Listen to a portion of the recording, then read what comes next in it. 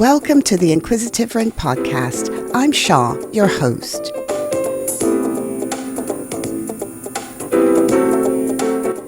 Join us as we explore diverse perspectives on the human experience, offering insightful interviews and deep reflections on philosophy, spirituality, psychology, from a bird's eye view on the essence of being.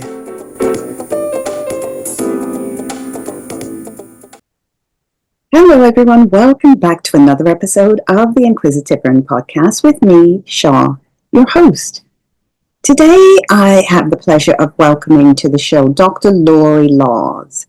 Lorre is an author, she's a nurse scientist, and she's also a trauma burnout expert.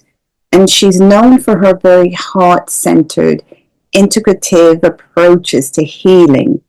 She is an author, so she's written a book, Nursing Our Healer's Heart, a recovery guide for nurse trauma and burnout. And she presents her research as though you're having a very friendly conversation over a cup of tea. I love that. Sometimes clinical books and clinical knowledge can come across as very difficult to digest, especially if you're using some clinical terms. You have to stop and look them up. And that's a really good opportunity for education. But Lorre presents this information in a very friendly way, in a way, in layman's terms. She discusses the impact of nurse-specific with helping professional traumatization. As we know, there is a lot of nurses go through so much, and they're often unsupported. So she talks a lot about how it is frequently misdiagnosed as just burnout or having resilience challenges. And I have worked with nurses for most of my professional career, as an advocate as well, worked with the nurses in a multidisciplinary way. I got most of my information from the nurses who were dealing with my clients. I would watch them on the wards. A lot of them were stretched, and my only experience is the NHS in the UK. I cannot speak for other countries or how it works. I don't know. I've lived in 3 different countries. Most of you know that. But I didn't work in a medical professional way in hospitals when I lived in those countries, only in the UK. And so I find that nurses have to deal with so much. Again, they are a lot of times very unsupported. They're just expected to come in, do their shifts, and that's it. And a lot of those shifts are long shifts, 12 hours, 15 hours, with no rest or very little rest. During the pandemic, it was extraordinary, and I cannot praise nurses enough. During that time in the UK, I think it was at 6 p.m., everyone in the country would come outside. They would go outside their home and clap for the nurses. And it brings emotion to me just speaking about it. It was such a powerful act that we did as a country. And it just supported not just nurses, but medical professionals, of course. But the nurses were at the forefront. And they had to go in. The doctors had to go in. As an advocate at that time, I didn't have to go in. I was protected. I could do remote sessions, or I could do assessments remotely via WhatsApp or Teams, or, I could see the patient over the phone, over the internet. But they had to be there. And of course, some lives were lost, unfortunately, but they work so hard. It's one of the reasons why I wanted Lorre on the show. She shines a spotlight on the systemic gaslighting and the marginalization of nurses and health professionals worldwide. And she offers something called the Innate Care Plan. And this is a 4-step healing process for occupational traumatization and burnout. Burnout in healthcare is very real. And I believe it's a holistic problem. if you physically, you can get up, you can go in and do your shift. Mentally, if you are distracted or exhausted in any way, it can affect your performance. But also, even if you're able to get over that hump and, perform to your best, which a lot of people do, a lot of healthcare professionals, I believe, have this little click in them whereby you can be going through absolutely anything. You can be going through the most horrific personal conditions in your life that you've ever faced, but you're still able to provide excellent health care for people. And that's a special gift. You can be skilled, of course, you've got to be skilled as a nurse or a healthcare professional, but there is that little extra ping, I believe, some people have, that they're able to put everything aside. Counselors, we have it as well. And you're able to put everything aside and focus on that person.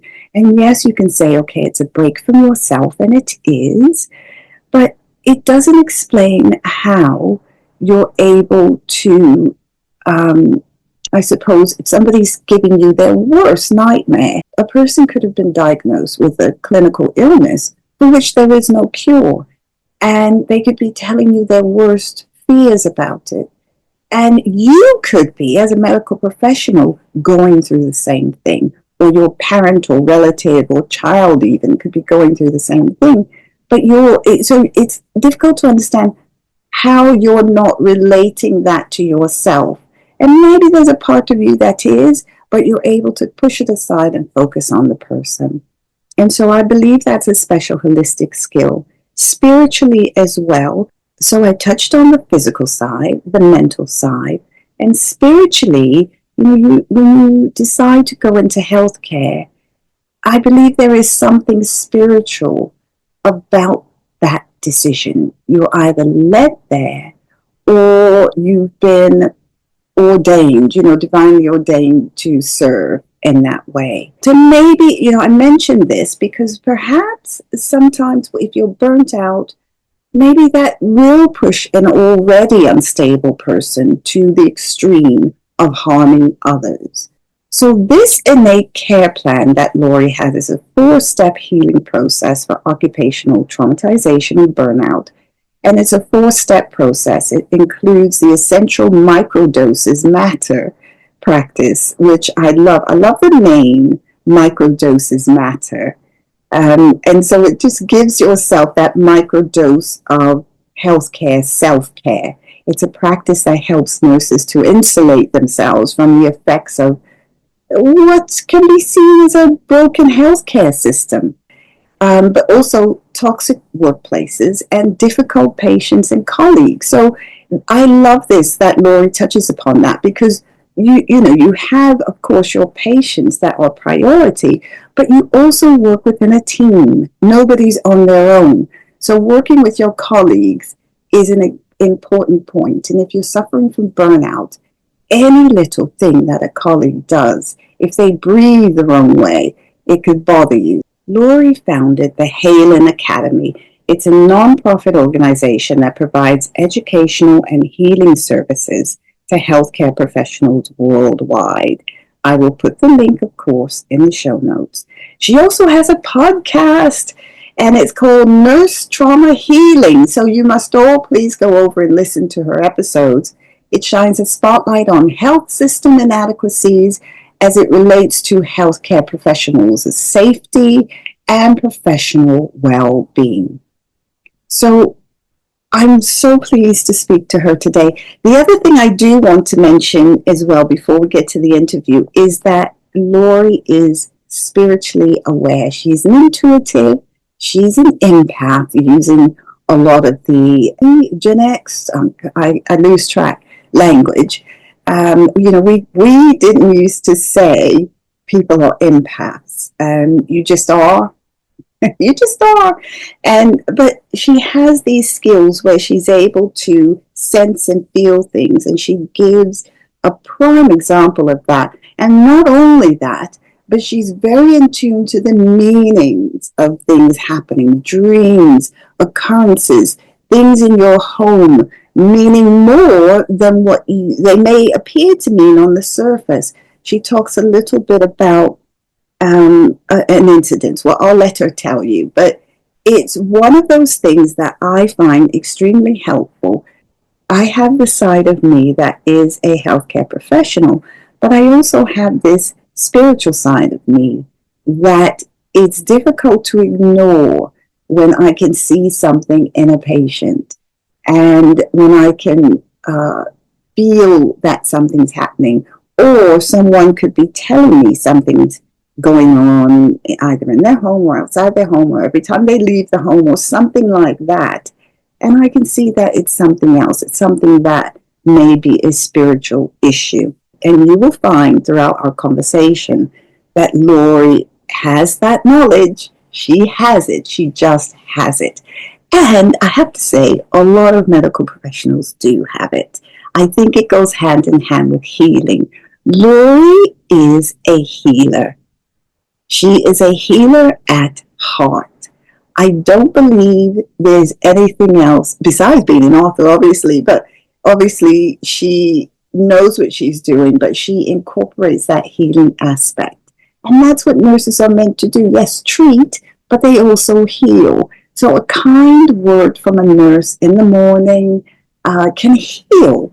It can heal. A kind word from a doctor, of course, but a nurse just handling you gently, ensuring that you have everything you need. All of those things are extremely important. And Lorre just has that gift. I believe it's a gift. And yes, you have to do your exams and pass everything and to become a nurse, but you also have to have the gift. And that goes throughout any profession. Before we get to the interview, my spiel here is to ask you to please subscribe to the channel if you haven't done so already. Also, turn on your notifications so that you don't miss an episode. If you're listening on Spotify or Apple or any of those services, including Amazon Music, you can listen to the podcast on Amazon Music as well. I did post on social media a QR code that you just scan on your phone and it takes you directly to the podcast. I am loving these QR codes.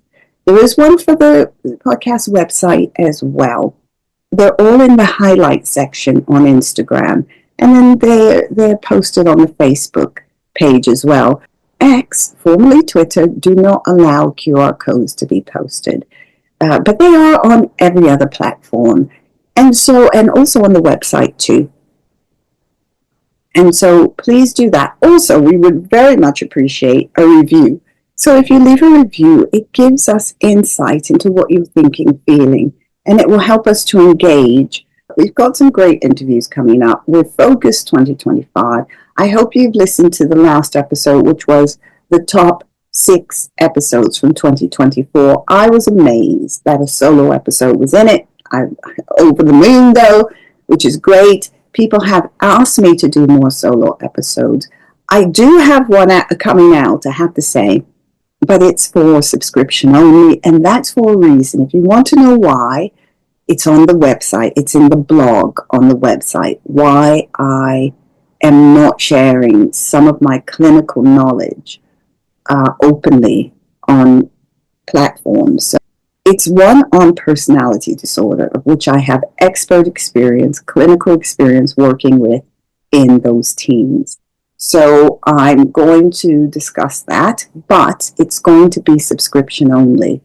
And that is only because my content has been clearly taken by people, by psychologists on the internet, and used. And if you're going to take my content, you're going to have to subscribe to the channel to get it. So subscription only on Spotify and Apple. You can go there and subscribe. Is $2.49 a month, I think, or something like that. So if you want to subscribe, you can. There's also a podcast on depression, anxiety, and one on why I became a counselor. I've got 2 more that have just been recorded, and one of them is the personality disorder one, which if you're interested especially in real diagnosed forensic personality disorder and specifically narcissistic personality disorder. That's one to listen to, because I've worked with those people in specialist teams who have been in prison, who were in prison at the time that I saw them.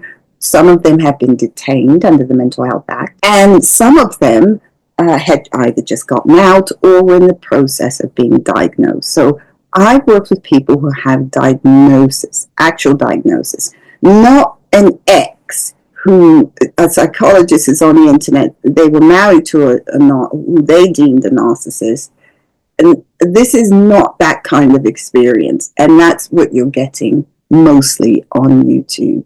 You're getting people who are in love relationships with people they believe are narcissists. But I've worked with people who've been diagnosed, and diagnosis takes a long time. It's a very complicated process. So, without further ado, let's welcome Dr. Lorre to the show. Lorre, thank you so much for being here. It's great to see you. Thank you so much. I am just so honored to be in this space with the Inquisitive Wren and all of your beautiful community, and really the heartfelt and kind of the work you do in the deeper layers. I'm all about it, and I'm so excited to just dive into some of our topics today. Me too. And speaking of which, why don't we start with a bit of history? Let's give the listeners, the viewers, a bit of your background, how you trained, what drew you to a particular profession, and how you got into it.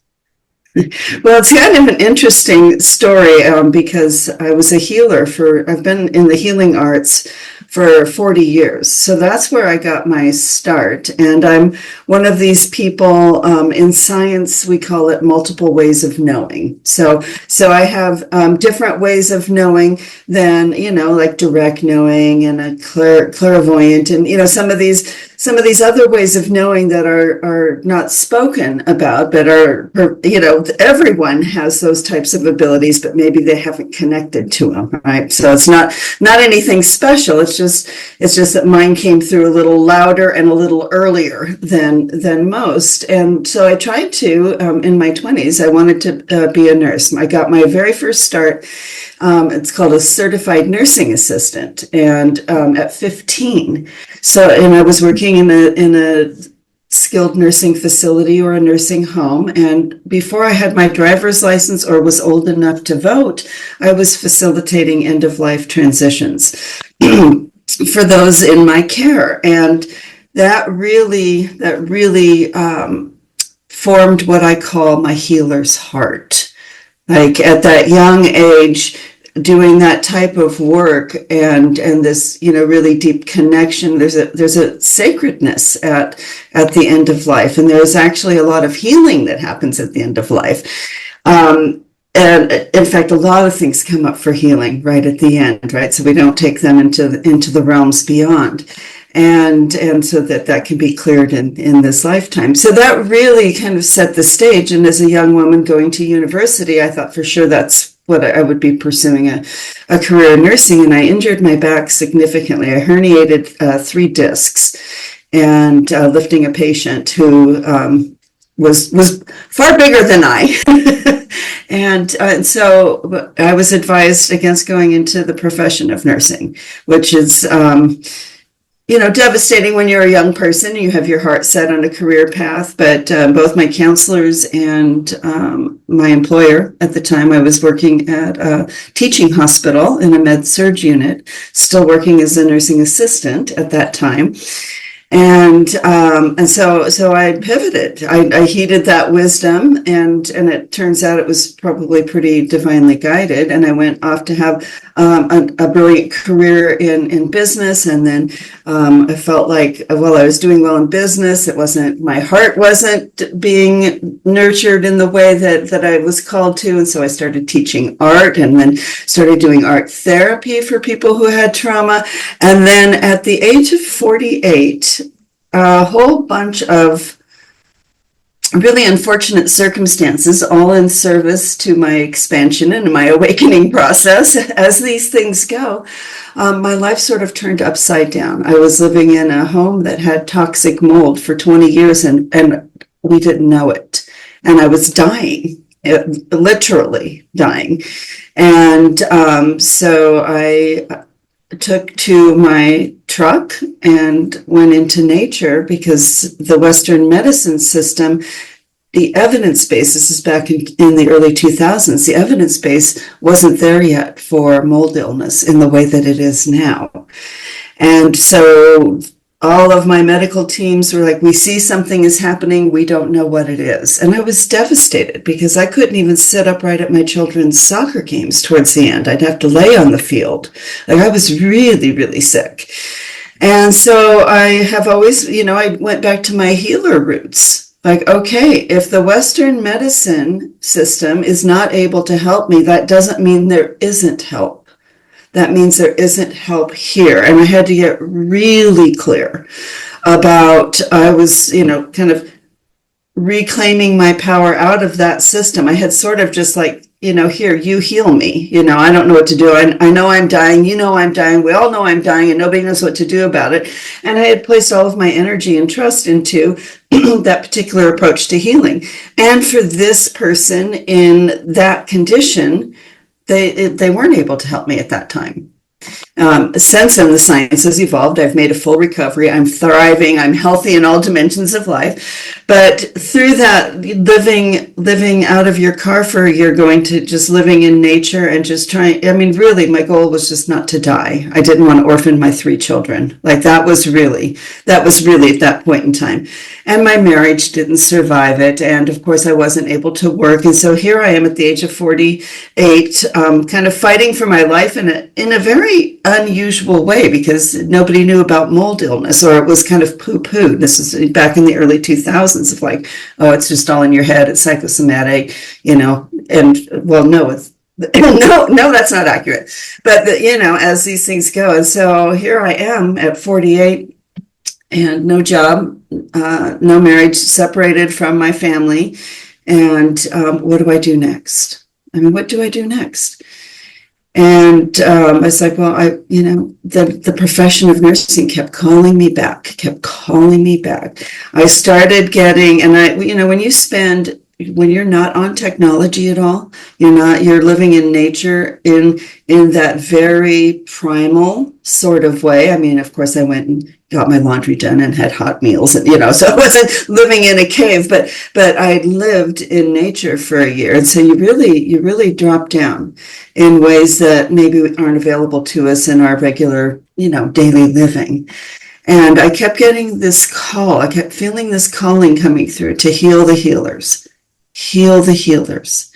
And still, this is still. So in 2007, it got so loud that I started like, okay, I need to do something. So at the age of 48, I went back. I had my bachelor's degree in biological sciences for health. Right, so I did complete my university studies, and so at 48, I did my prerequisites for nursing school. I entered a master's program where I got my master's degree and my nursing license.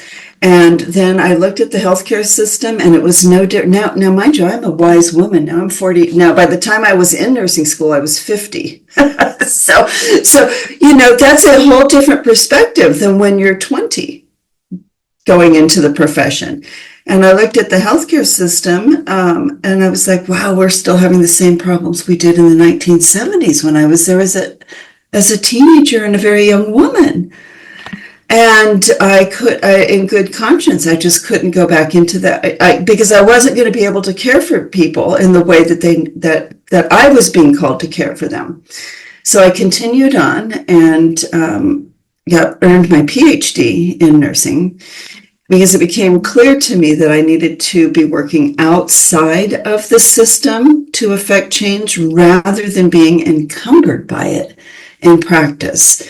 And so I completed my PhD in 2018, and I did 2 postdoctorate fellowships in integrative health.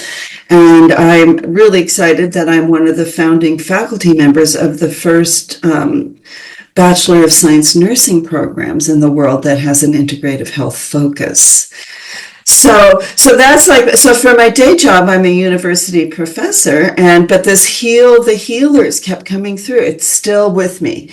And so within 3 months of finishing my dissertation and earning my PhD, I got the awareness, the knowing that I needed to write this book, Nursing Our Healer's Heart.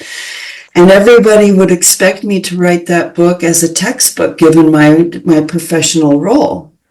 But I was not called to do that. I was called to get it into the living rooms of as many nurses and indeed people. It's not just for nurses. The introduction and the very last chapter are for nurses. The middle part, the other 8 chapters are for everyone, because it's really about how trauma affects us in our body, our mind, our spirit, and the essence of who we are, and then learning the language of our nervous system, how to navigate it so we can insulate ourselves from some difficult times in which we find ourselves.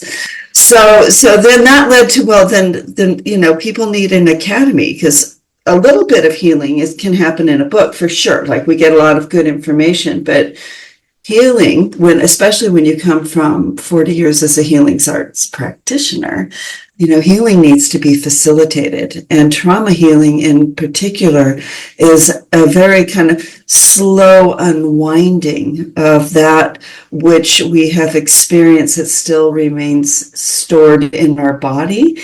And that often, we need to be seen, we need to be felt, we need to be understood, we need to be supported in that healing journey. So I founded a nonprofit organization because I wanted to make sure that the spiritual service of this offering was intact, right? I want to make sure that I'm not looking to capitalize on the misfortune of others. I mean, I have payroll and infrastructure costs to meet, but this isn't a let me get rich off of people's traumatic events sort of project.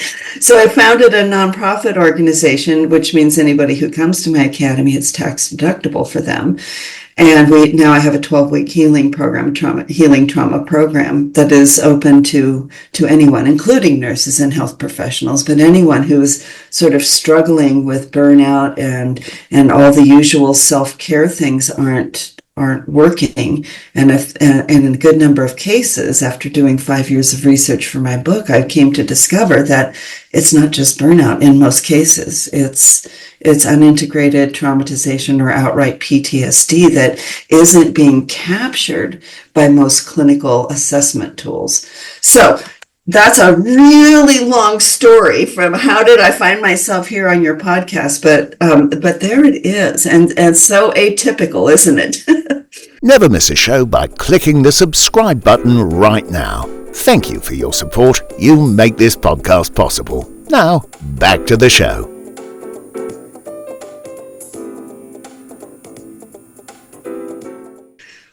Atypical. It's and everything, but I think it's extraordinary.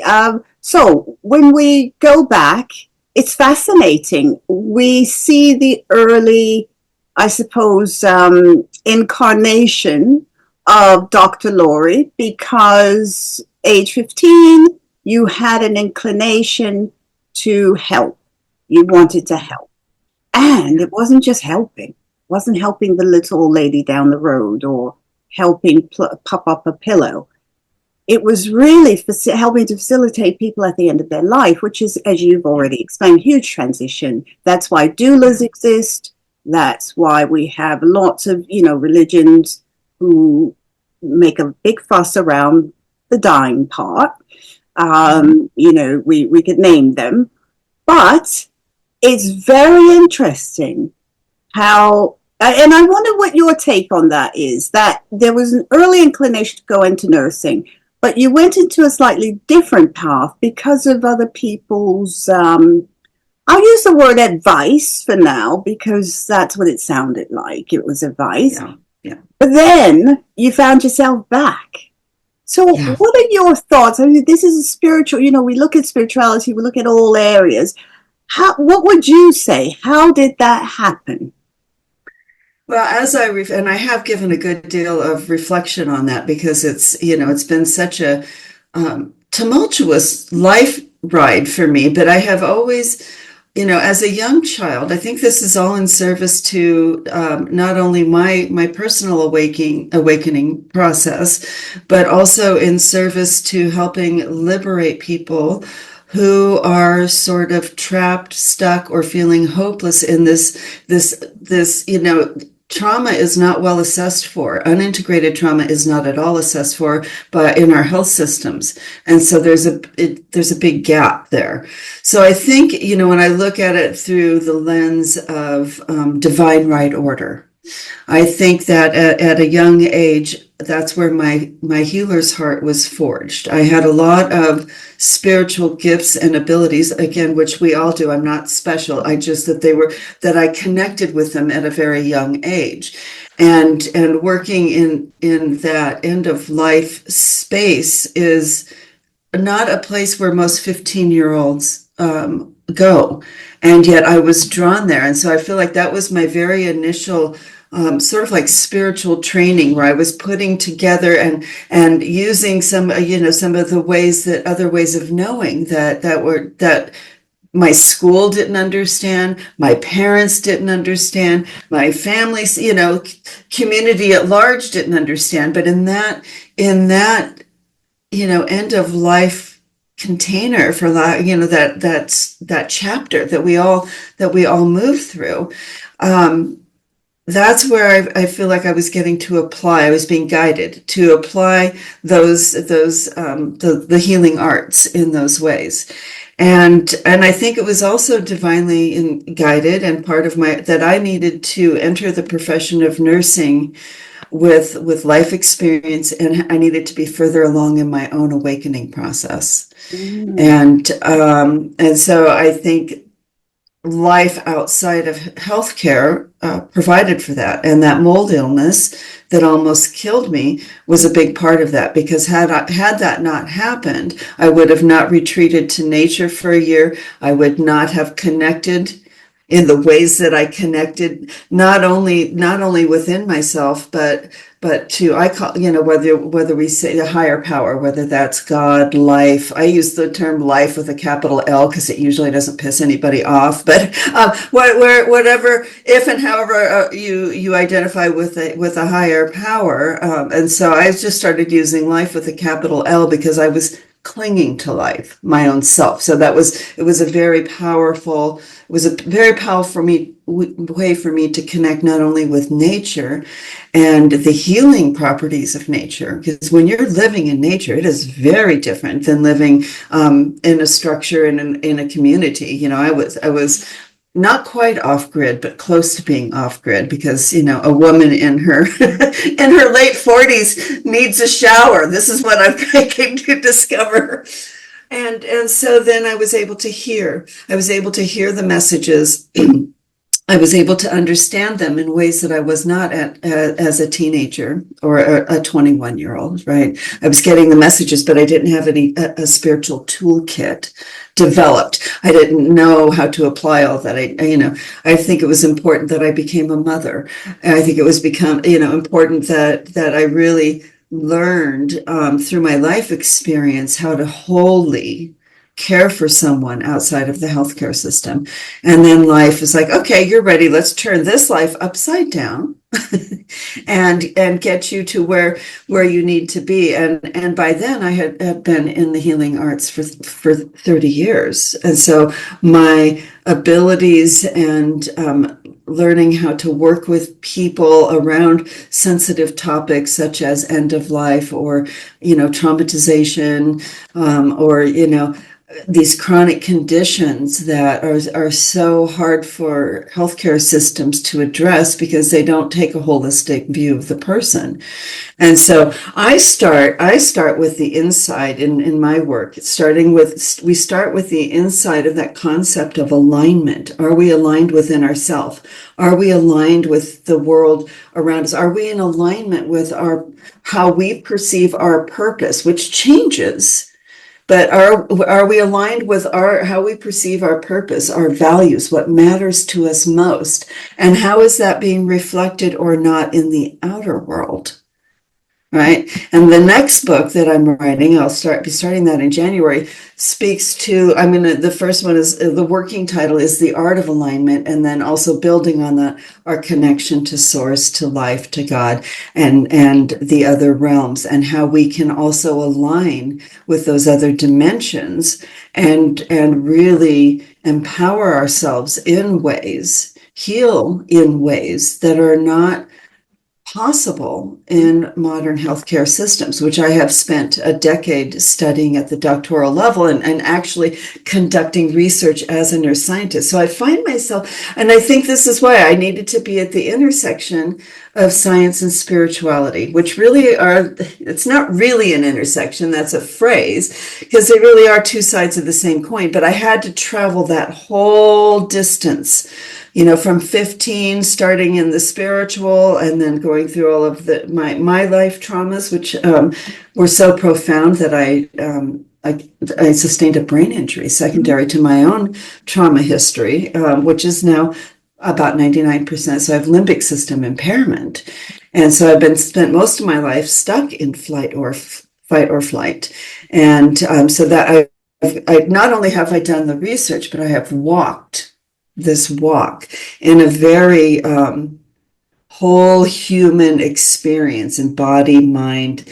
I use the term body, mind, essence instead of body, mind, spirit, because essence captures the totality of the legacies of suffering that are and traumatization that are transmitted from one generation to the other, the generational trauma, and from slavery trauma and colonization trauma and patriarchal trauma. And so body, mind, spirit, is when I was writing the book, it's like, well, that certainly didn't capture my earth walk in this lifetime, because there was so much more that was coming through the ancestral channels and through, the social structures of modern society are so non-trauma informed and are legacies of trauma in and of themselves that has not been, healed at the collective level.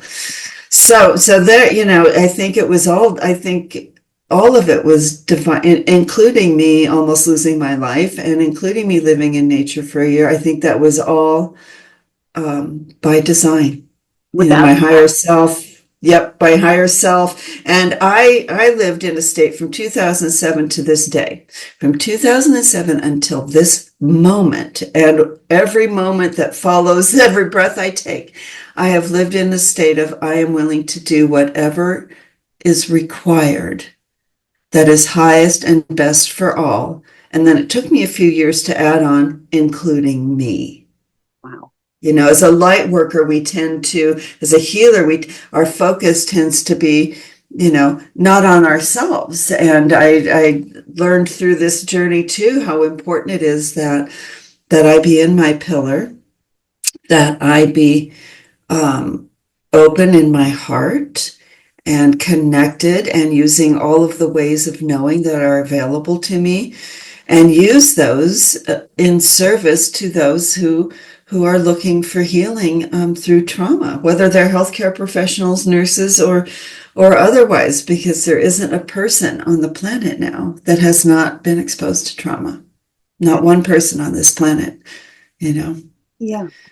And as you were speaking earlier, all I kept hearing was healer, heal thyself. When you were describing that early issue with the mold, which is that the same mold that Brittany Murphy died from? I don't know. There was Yeah, there's a lot of species mold exists. It's part of our ecosystem, right? But what happens in water damaged buildings and in structures that have had water damage that hasn't been remediated properly, it's not only the mold, but it's the spores. It's not just the mold, it's the wood that is now putting out toxic chemicals. So I do want to offer to people out there, to your community. This also led me to collaborate with my fellow scientists and clinicians. We have a worldwide nonprofit organization where we have populated the evidence base. This is one of the challenges, right? The evidence base wasn't there for me when I needed it. Why? Because life would have me, God would have me be part of getting that together, right? So we started, it's called the International Society for Environmentally Acquired Illness. And it is an international nonprofit organization where clinicians, people from the general public, if you have been exposed, the highest level of evidence and recommendations are there. There's also a map that you can see where the providers are in your area. If there isn't one, pick the provider that is closest to you, contact them and say, I'm in this city, who do you know? Right. And so we have, over the last couple of years, really developed an incredible resource for those people. And most of us who are doing this work have also been affected, have similar stories to mine. And so as clinicians and as scientists, we collaborate all the time, and we're like, we need to do something about this problem. And so yes, and because my exposure was so great, because my exposure was 20 years and we didn't know, I just kept getting sicker and sicker, and I was misdiagnosed with everything you can imagine: depression, anxiety, fibromyalgia, chronic fatigue syndrome, irritable bowel syndrome, because the mold exposure, the mold illness, is a multi-system chronic condition. And so it's very tricky to diagnose for the untrained clinician. And that's why we did. So it's ISEAI.org is the website. I'll put the link in the show notes, listeners. So don't worry. It will all be in the show notes for you. Yes. To have a look at. But it is fascinating. It just reminded me of that horrific story of the actress who they didn't know, and she ended up dying of pneumonia, but they said it was mold.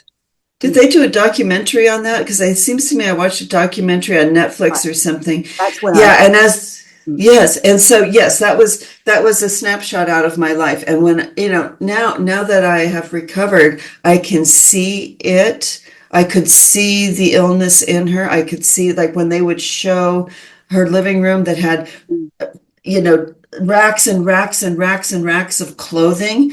Like I don't talk me off this limb if I'm going out too far, but my spiritual understanding and experience with this mold is that there is a dark energy. It is almost imperceptible, even to those who have highly honed skills in those realms. And so it's a very, very low frequency energy that attracts the mold to grow. And so I'm just going to tell this story because it's so fascinating. I'm in recovery from the mold. It's now 2019, right? And I'm doing well. I have the right provider. My labs are improving. Everything is moving along swimmingly.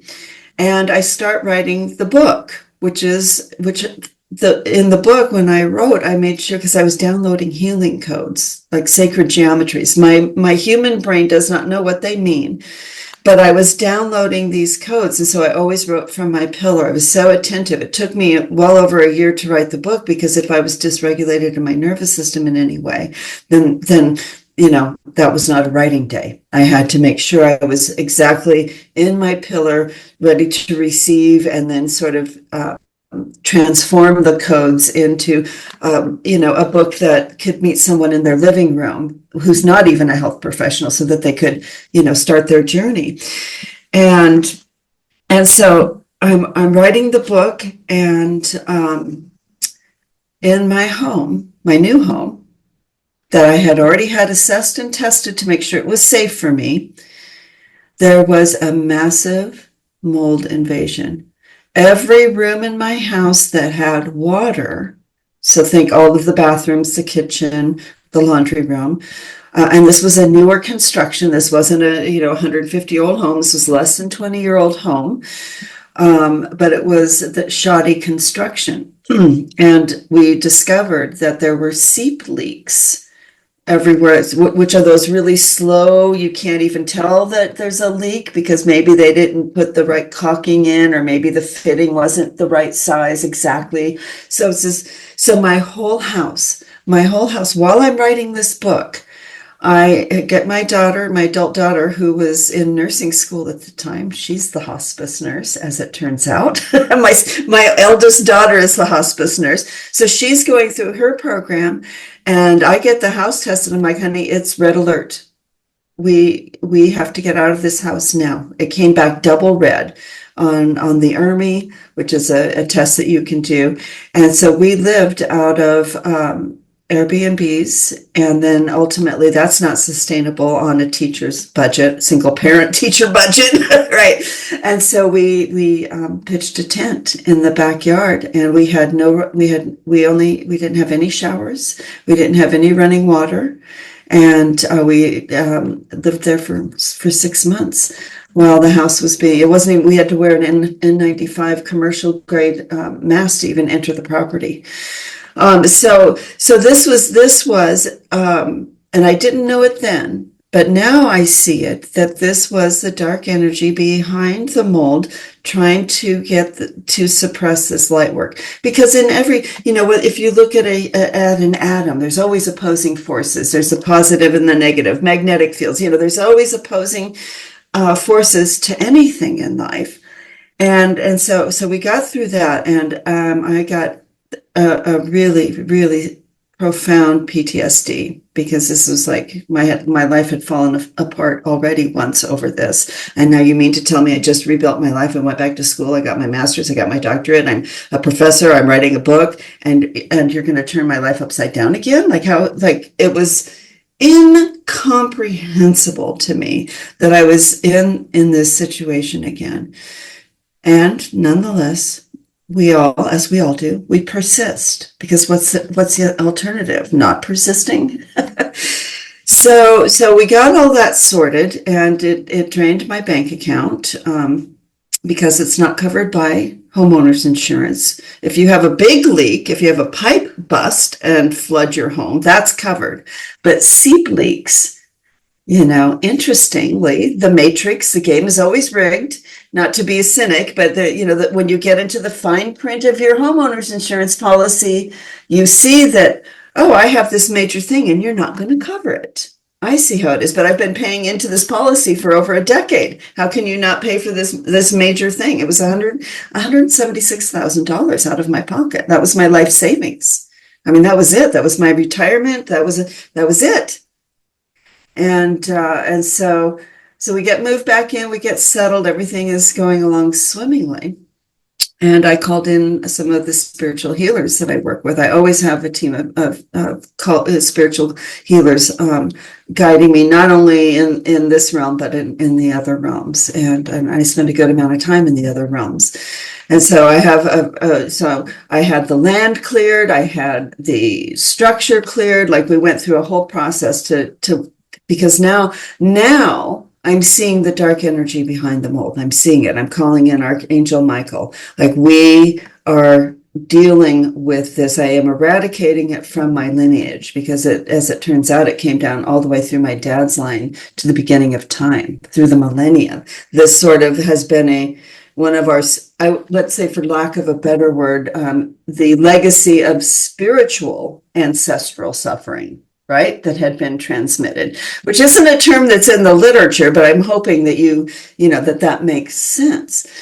So we get all that. And so I continue writing the book, right? It's like, because and every day I showed up and I wrote something, even if it was a sentence, because I wanted to make sure that God, my angels, the universe at large knew that I was not being detoured. There is absolutely nothing I won't do to get this light work out.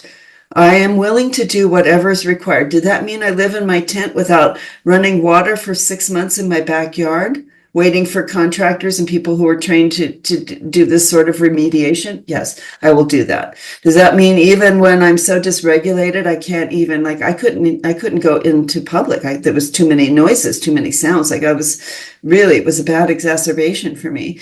And so, but I kept showing up for the light work. I just kept showing up for it with what I had that day. And if it was one word, if I wrote the word "the," okay, I showed up. That's all I can do because I need to attend. So as I'm getting to the end of the book, which has an introduction and 9 chapters, so I'm finishing chapter 8 and I'm going into chapter 9. And one day I came home from the grocery store and pulled my car into the garage. I was like, no, that cannot be mold there. It cannot be, because all of my HVAC and air conditioning and whatnot, hot water heater, all of that is in the garage in a little area over there. And to be honest with you, I couldn't even look at it. I put my blinders on. I'm like, nope, that is not there. And I went in my house. And that went on for about the next 10 days. Nope, I'm not doing this again. This is not happening again. La, la, la, la, la, like a 3-year-old. I'm not doing this again. I'm not doing this again. And as it sort of made it past my limbic system, which was sort of gatekeeping it to keep that information out, because it's such a huge trauma theme in my own life. So I muster up the courage to go out, open up the garage, pull out the car, pull everything out. And sure enough, the HVAC had failed. It turned out there was a pinhole leak in the coil, and it too had been slowly. And the garage, so you can see, like, the wall behind me, that's where the garage was in that other, I'm not there at this time, but it was the wall that was directly behind my office as I was writing the last chapter of a healing book, through which codes have been downloaded and are being transmitted. And so that the dark energy behind the mold, when I did all of the clearing, I said, do the house. I didn't make explicit, do the garage. And I've been in this realm for now 35, 40 years. I know better. But we're all human, right? But then it was like, oh my gosh, how did I not? So we went through the whole process again. Fortunately, it was minor. And we didn't need to evacuate the home. They were able to seal it off because the garage was separate from, it was attached to, but separate. And then I got it. I was like, okay, all right. So this is what's happening. I know now I see it so clearly, I can't unsee it.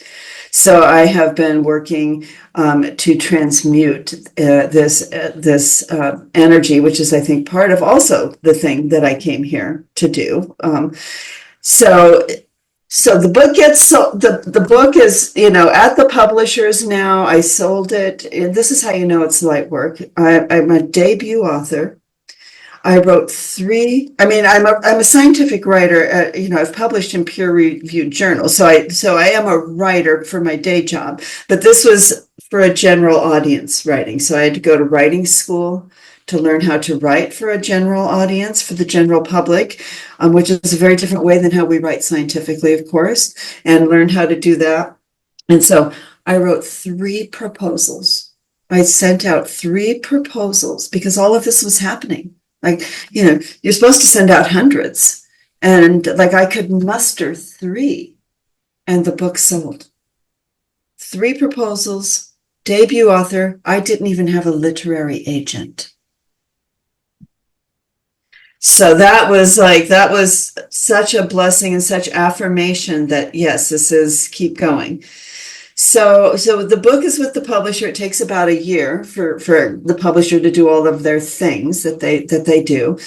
And so I was called to move to the forest. Like this took a lot out of me. This, not only writing of the book, but everything that was happening in my personal life. And I have a full-time job as a university professor, which is fairly demanding. So I needed to like retreat to the forest for the summer for 5 months. And I'm talking within the last 6 months. So in May of this year, I moved to the forest to sort of kind of, restore, replenish myself.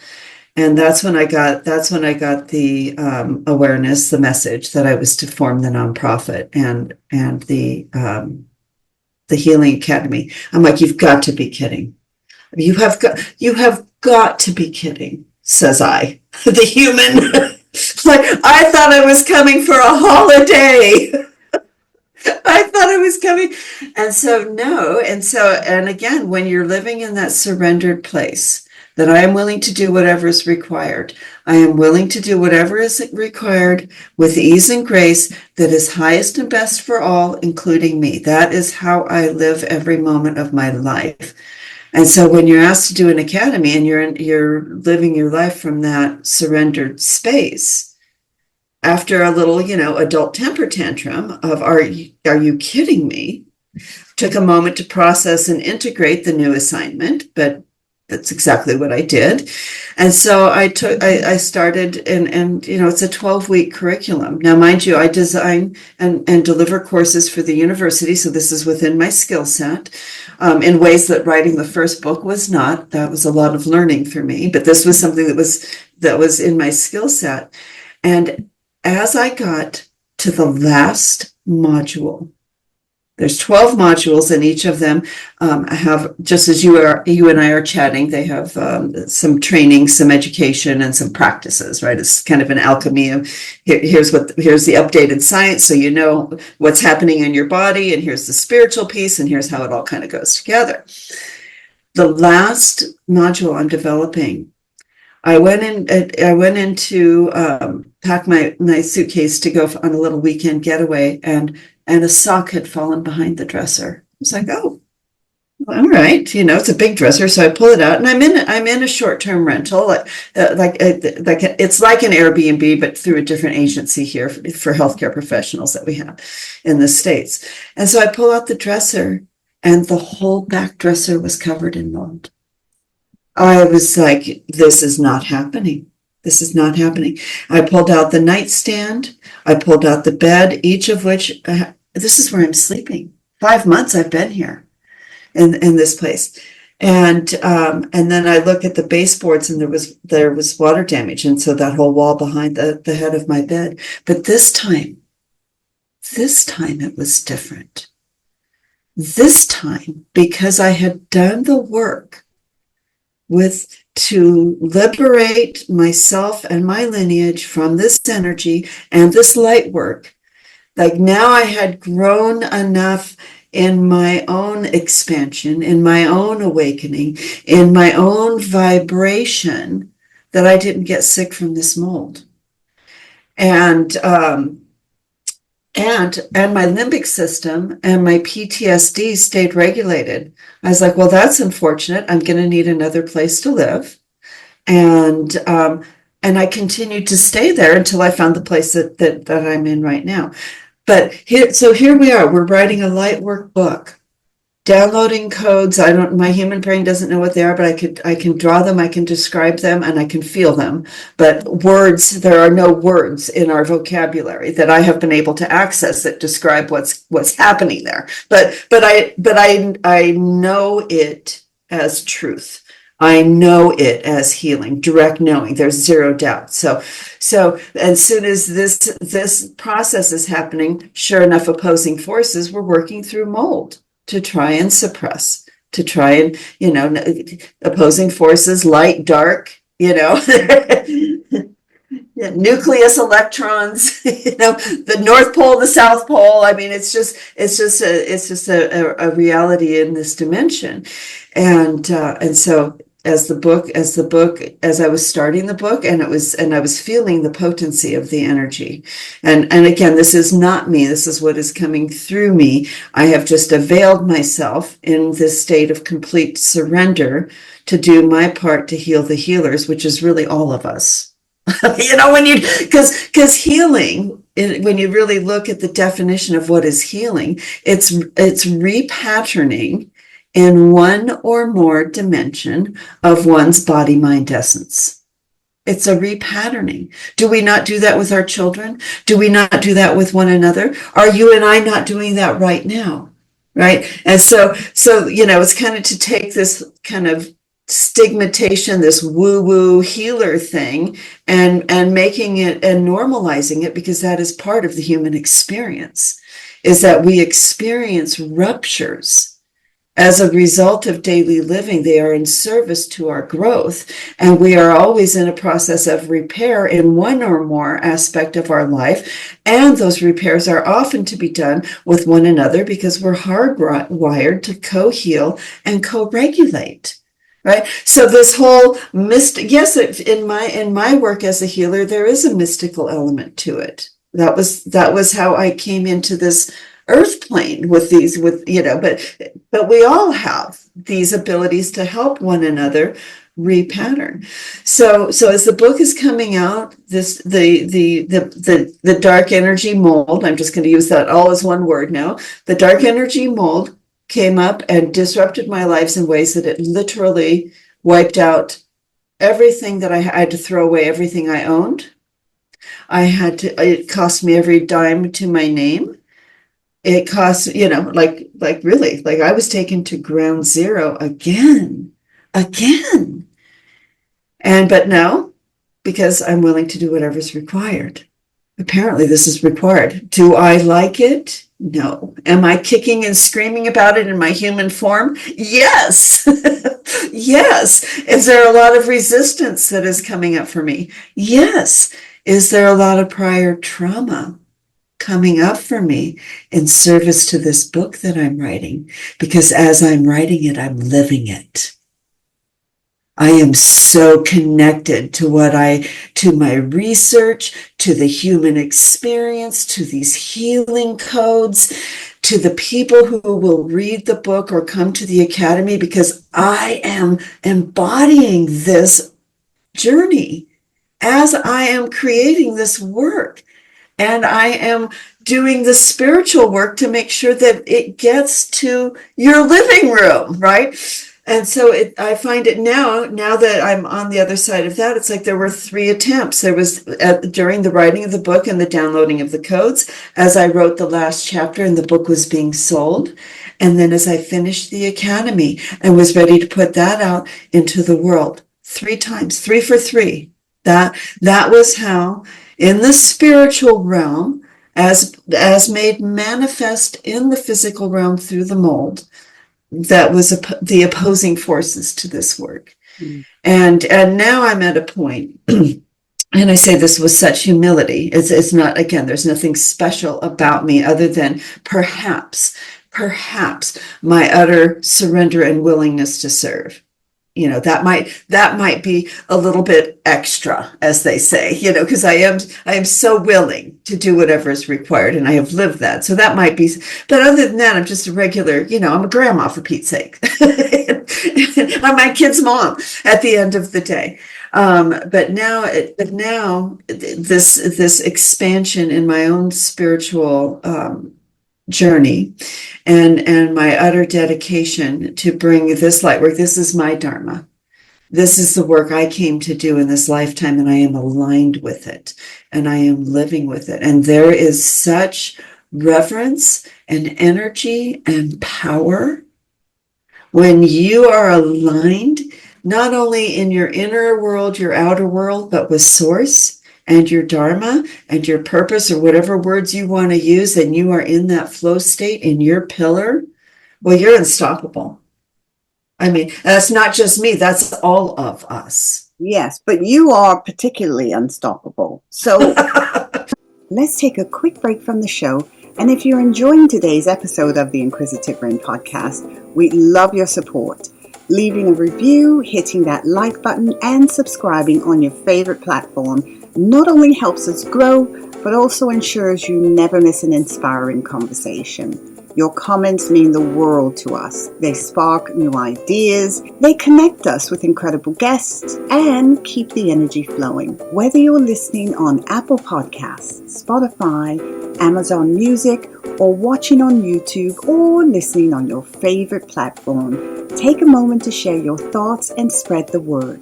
Together, we're building a community that celebrates curiosity, growth, and transformation.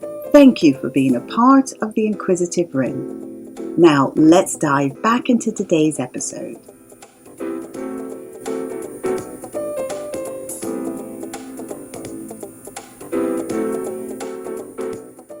I just want to, for the viewers, I'm just going to quickly point out a couple of things that Lorre has very succinctly identified for all of us who are looking at our lives, our journeys in life, where we've been, how, whether you believe it or not, it's, I'm not here to tell you what to believe, but whether you believe, I believe there are dark forces that do, you have to have, there's light and dark, all of that. Do a bit of research. If you're on a spiritual journey, you already know.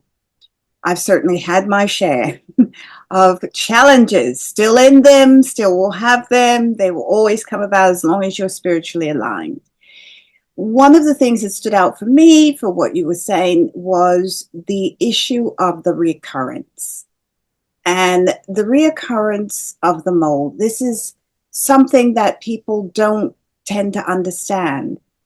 People often say in therapy, why does this keep happening to me? About situations or whatever it may be. Why does this always happen to me? Well, if you align it with something like an occurrence of something physical, like a mold, then that emotional issue in your life keeps occurring for the same reasons. It's that energy hasn't been dealt with. And that's something you look into as well, Lorre, when you talk about the fact that most of us should look to healing together as a collective, and that nurses in particular, or healers in particular, feel for whatever reason, I don't know why, and they've got to do it all themselves or by themselves or with a, and there is power. I'm not, and viewers, my background, if you've seen this before, if you've seen any of the podcasts, yes, I'm a therapist, but I do some group therapy, but I'm not saying you've got to go into group therapy. That's not for everyone. There are different ways to heal with other people. And you don't have to sit in your room with 10,000 self-help books or spiritual books or download them all on Audible, just sitting in your room on your own, frustrated because you feel you're not getting it. You're interrupted, your thoughts, you're trying to meditate, you're trying to do a yoga pose, and now you've sprained something. All of these things you're all trying to do out there.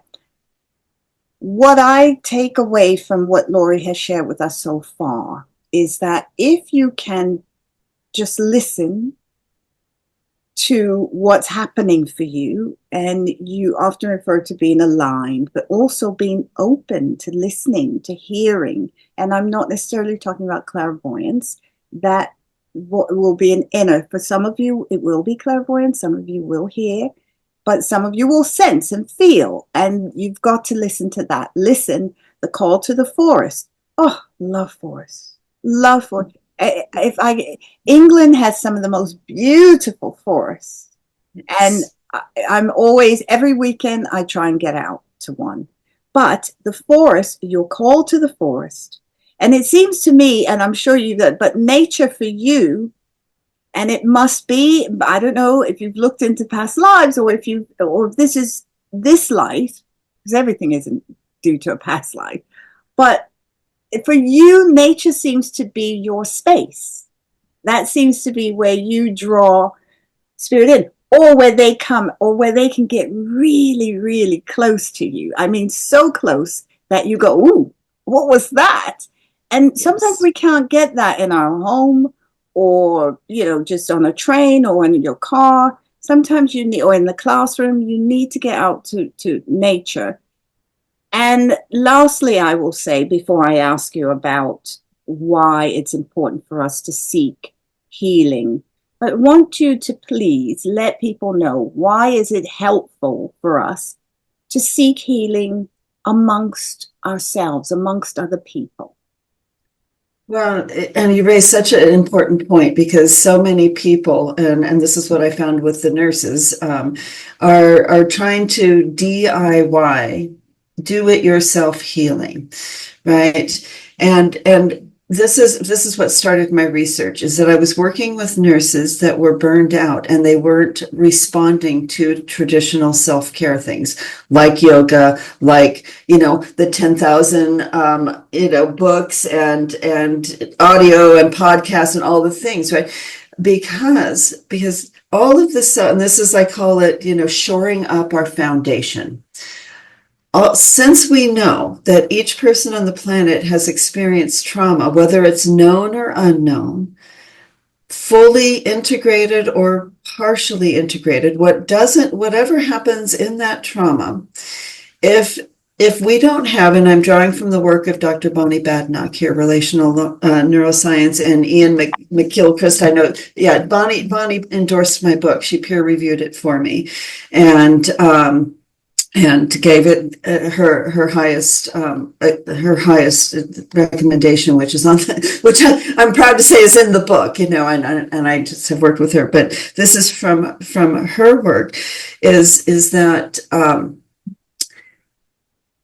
all the self-care isn't going to work if it's on top of a dysregulated nervous system.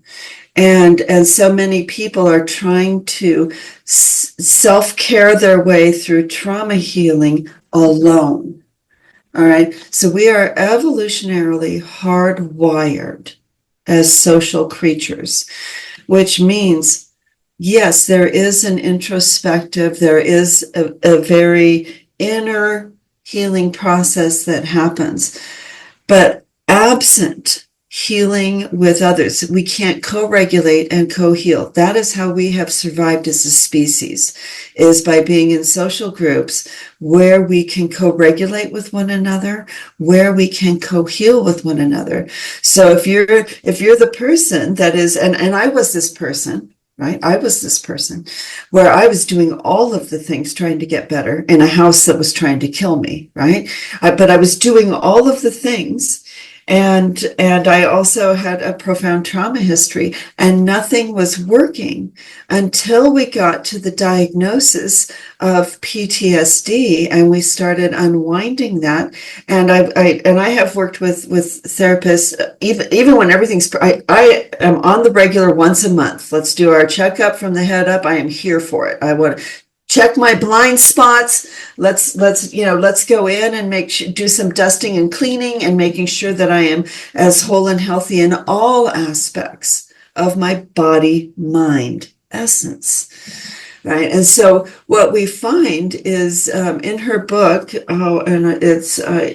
I can't remember, Healing Trauma with the Heart and Mind or something. I'm so sorry. We'll get that in the show notes, because it's for people out there who are really interested. If you're in the counseling therapist space, or even for laypersons, it's really a beautiful work. But what they found, and this is sort of an extreme study that she cites in her book, having to do with child soldiers in Nepal. Right. And the study looked at two communities. In one community, you can see I have a blue crystal in my hand. This is how I roll, people. Yeah, maybe you. Yeah. It looks like angelite to me. It might be.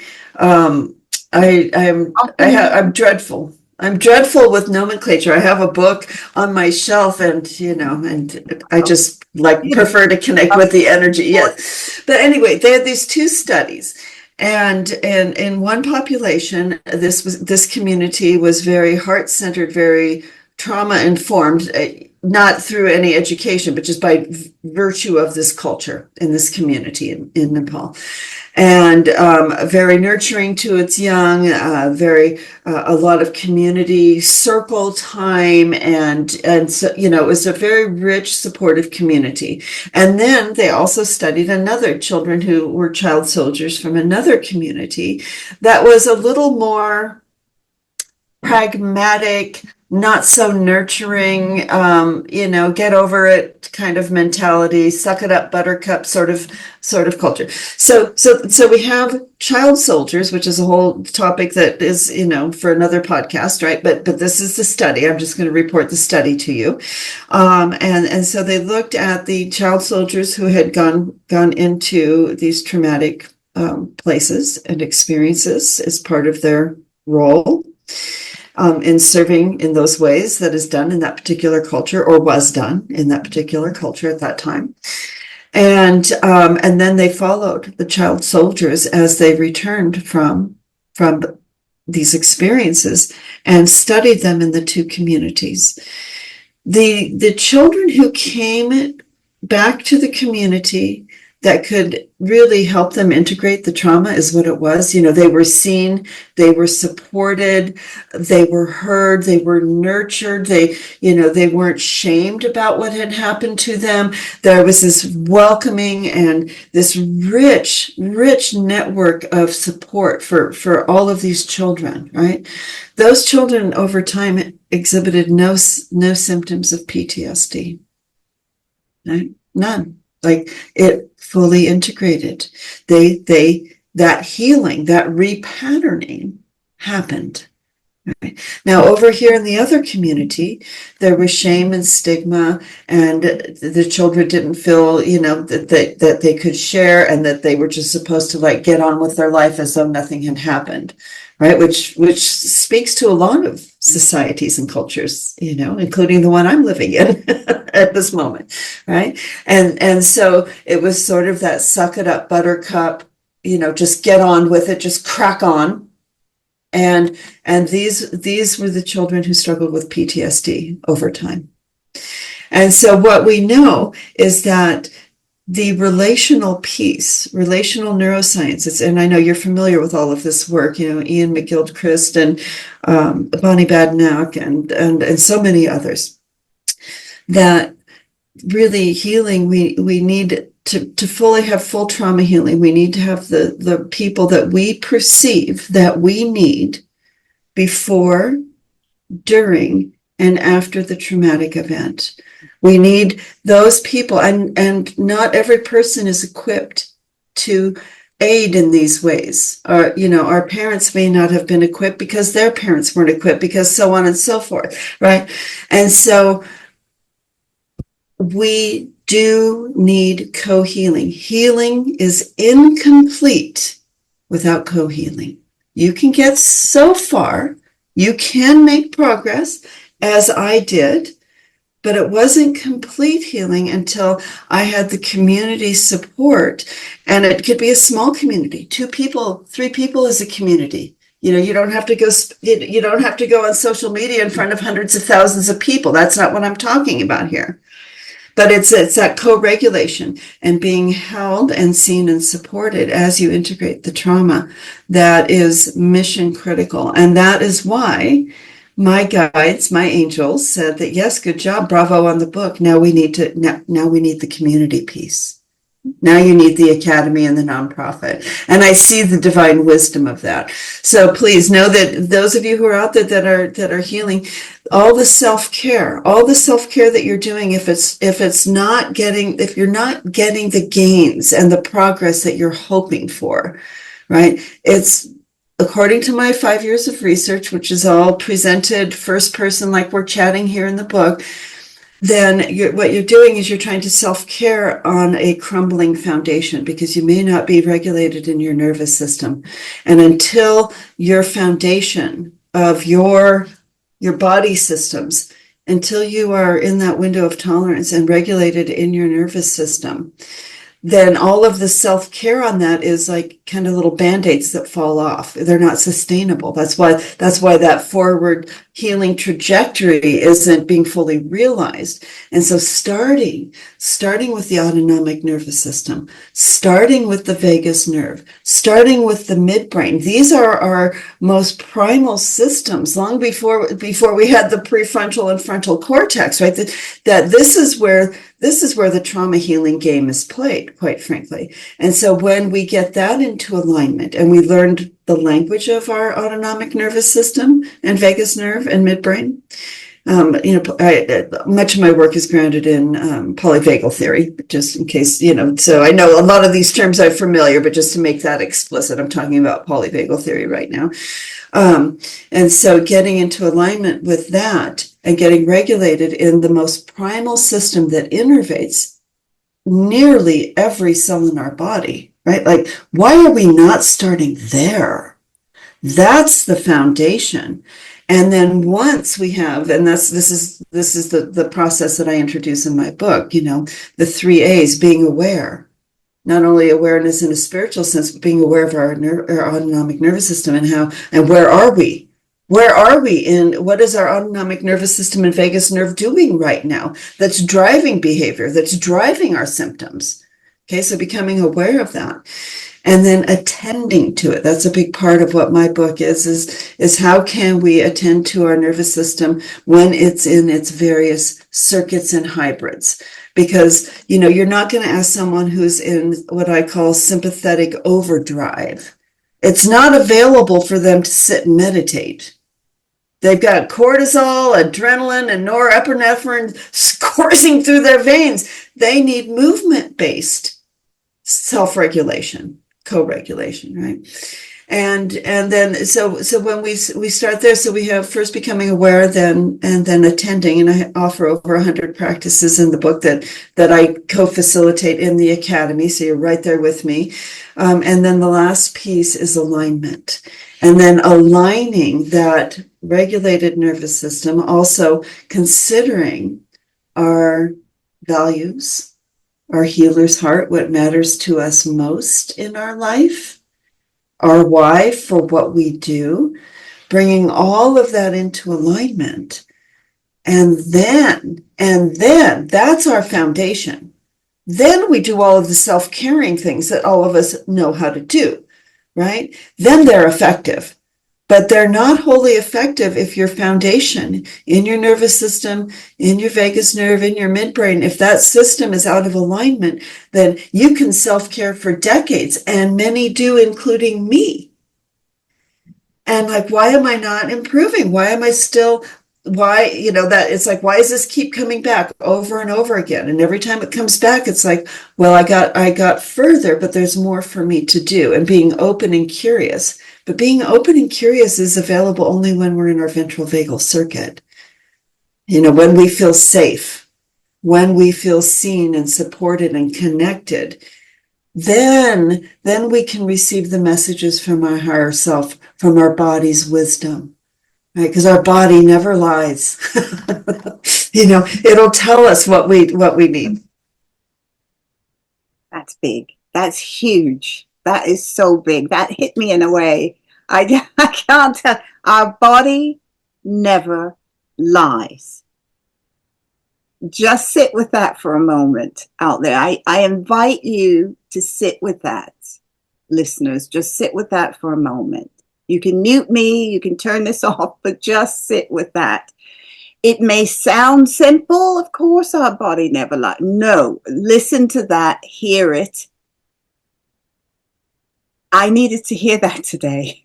I needed to hear that today. And many of you I know out there needed to hear it as well.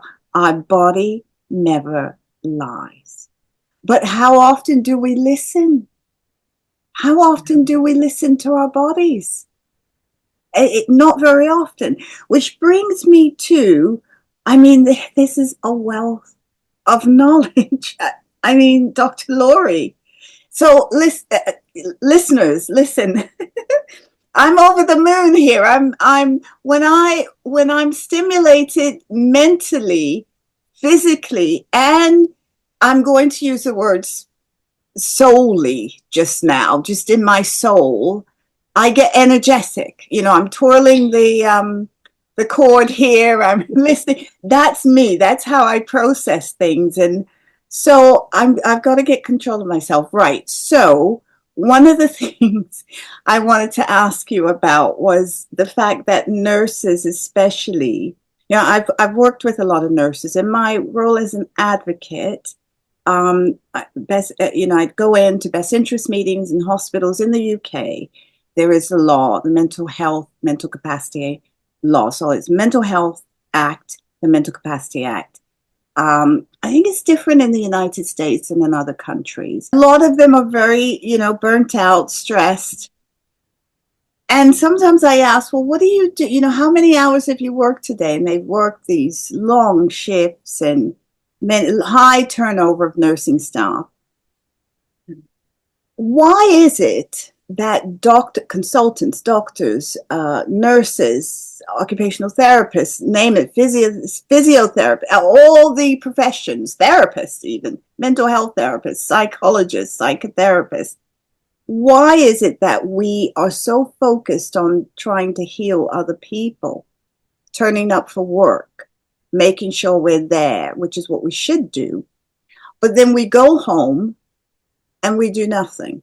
You might have your supper, you might watch telly, maybe that's something for yourself. But is there something more, particularly for nurses, that they can be doing now to help themselves so that they can help other people? Well, you've struck, and this is all people in the helping profession. So whether it's an educator, a clinician, a therapist, it's anyone who is in the helping professions.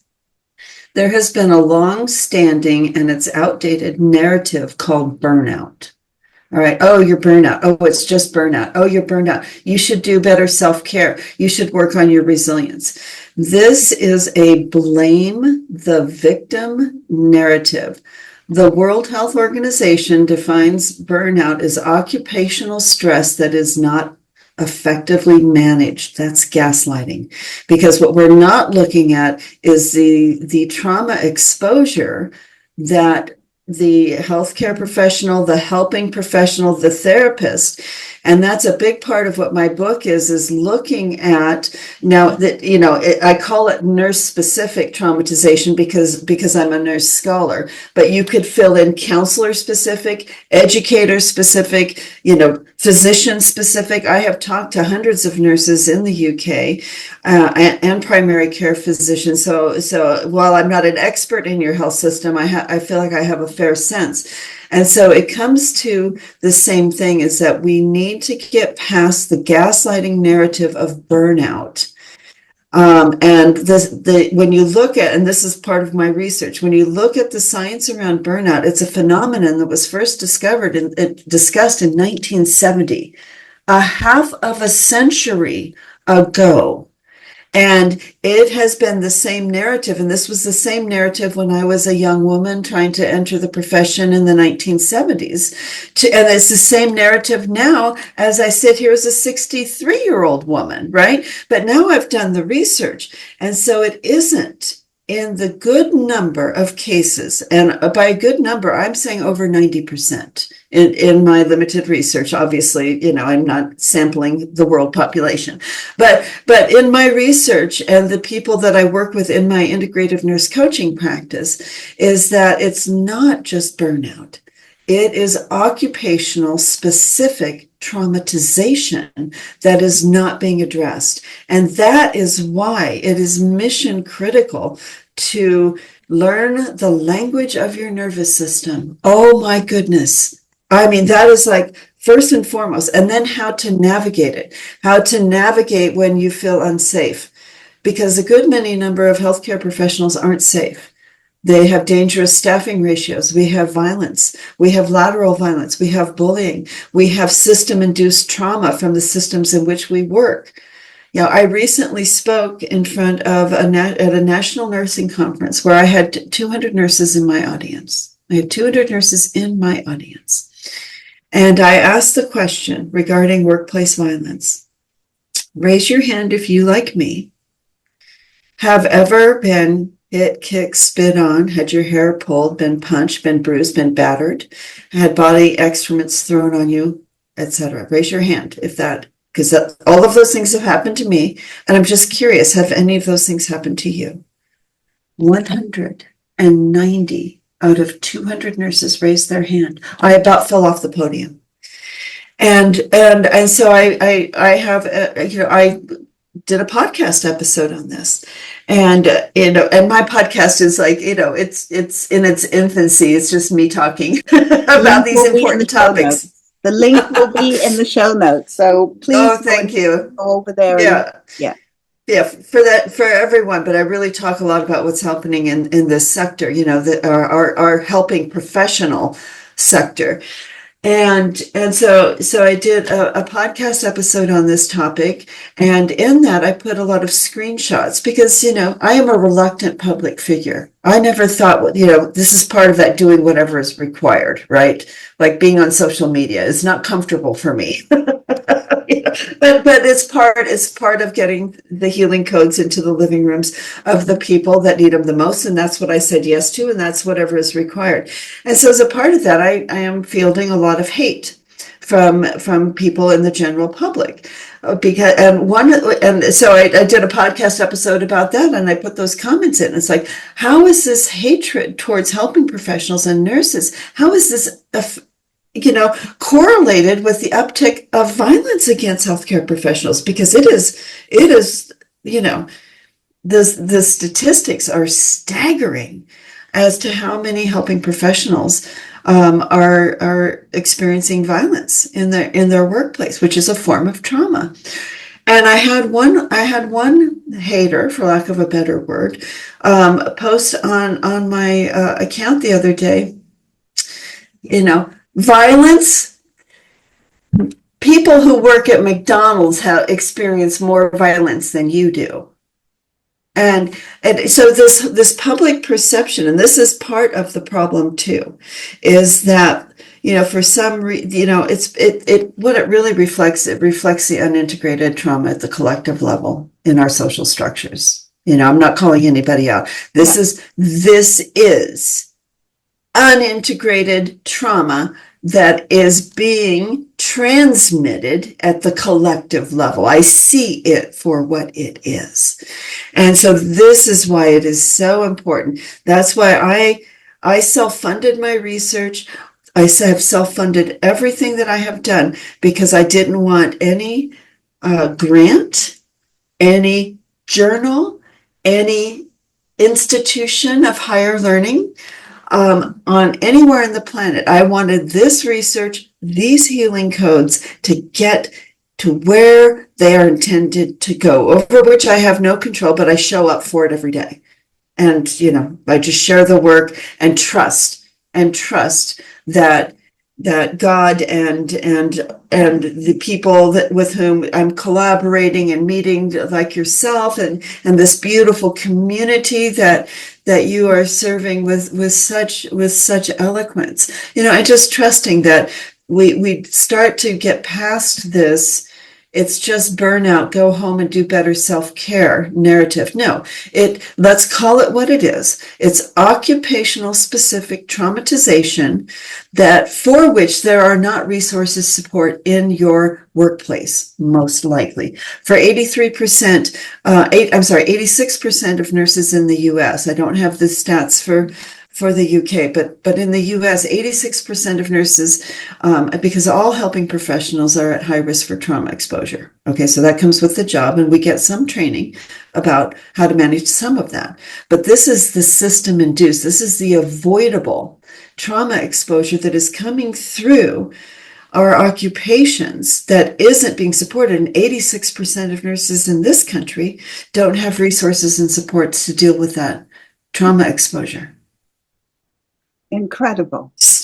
And like my mind is blown. And so that's when I was like, well, then I can't be in the system and encumbered in it. It comes back to that. My dharma, my path is to work outside of the system so that I can get this healing opportunity for those who resonate with it. It may not be for everyone, and I'm okay with that, but I'm just tasked to do whatever is required.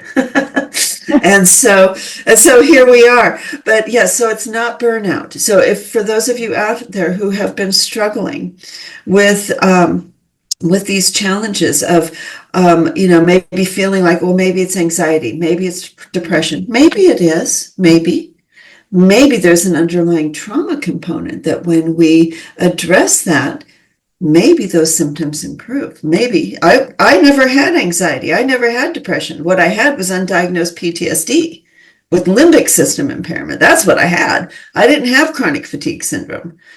I didn't have IBS. I did not have fibromyalgia, as it turns out. But because we aren't screening for unintegrated trauma and its devastating effects on every body system, and indeed every cell of the body that has a mitochondria, which is what produces the energy. So if you are among people who are on the hamster wheel and find it hard to get off, like you're just running from one thing to the next thing, and I can't even take a breath for myself, and no, I can't stop, and no, I can't do a mindfulness practice, and no, I can't even take a conscious breath. That's your sympathetic overdrive. That's your autonomic nervous system is in sympathetic overdrive because you're not safe. Your midbrain, what Porges calls the threat detector, is picking up cues that you are either unsafe or there's a threat to your safety in the external environment, or there's a threat to your safety in your internal environments, because sometimes those unintegrated traumas, they come up. I call them unhealed bits of wisdom in my work. So if you hear me talking about unhealed bits, it's unhealed bits of wisdom, because the body will liberate that stored trauma, which is usually stored in the skin, the muscles, the fascia, and the neuroplexes throughout the body. And when conditions are favorable for healing, which I am here to tell you, it's not always convenient or comfortable. Disclosure. It's not always convenient and it's not always comfortable. But when conditions are favorable for healing, because they weren't back when it happened, you didn't have the people that you perceived you needed before, during, and after. And so your body stored whatever couldn't be processed, right? But if it starts coming up, that too can be interpreted by the midbrain structures, this kind of threat detector concept that Porges talks about, can also be construed as unsafety. And so then we go into this sort of sympathetic overdrive response. And if the degree of perceived unsafety, real or perceived, that's important. So watch what you take in for your media, watch what you're reading, listen to the words that you are speaking, because the midbrain misses nothing. It has one job, and that's to keep us safe, the threat detector, right? And the sympathetic nervous system is a part of that, and the vagus nerve is a part of that.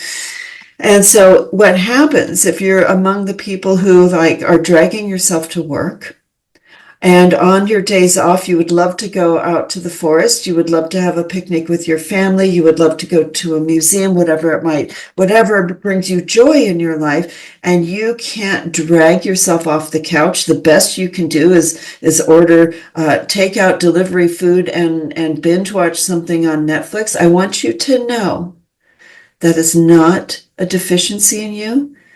That is not a flaw. That is not a character defect. What that means is that your trauma exposure has been so great for so long that the mitochondria, which are the parts of our cells that create the energy that we need to live, can't keep up. And so we go from this sympathetic overdrive into this, it's called dorsal vagal, kind of a freeze or a shutdown. And that is your body's protective mechanism to say, whoo, we can red alert The mitochondria cannot produce enough energy to sustain this amount of stress and trauma exposure for this long.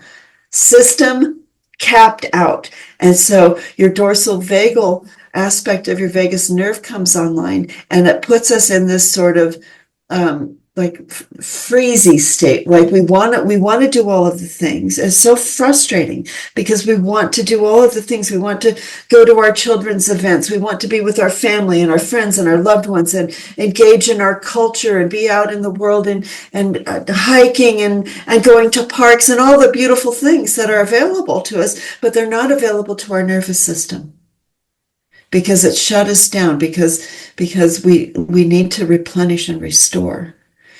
And so this is part of what, and it's a big contributor to what's known as presenteeism, which is a big challenge in the helping professions right now, where we're going to work and we're trying our best. We are showing up. We are dragging ourselves out of bed. We are dragging ourselves off the couch, even though we don't have the energy, but we're showing up anyway, and we're doing the best that we can with what our physiology has for us. But we're not fully present. We can't be fully present because we aren't safe. Our nervous system doesn't feel like we're safe, and now we're dysregulated in our nervous system. And so please know that it's not a defect. It's not a character flaw. It is a physiological phenomenon that is what I'm trying to address through my work. So let's stop with the burnout narrative.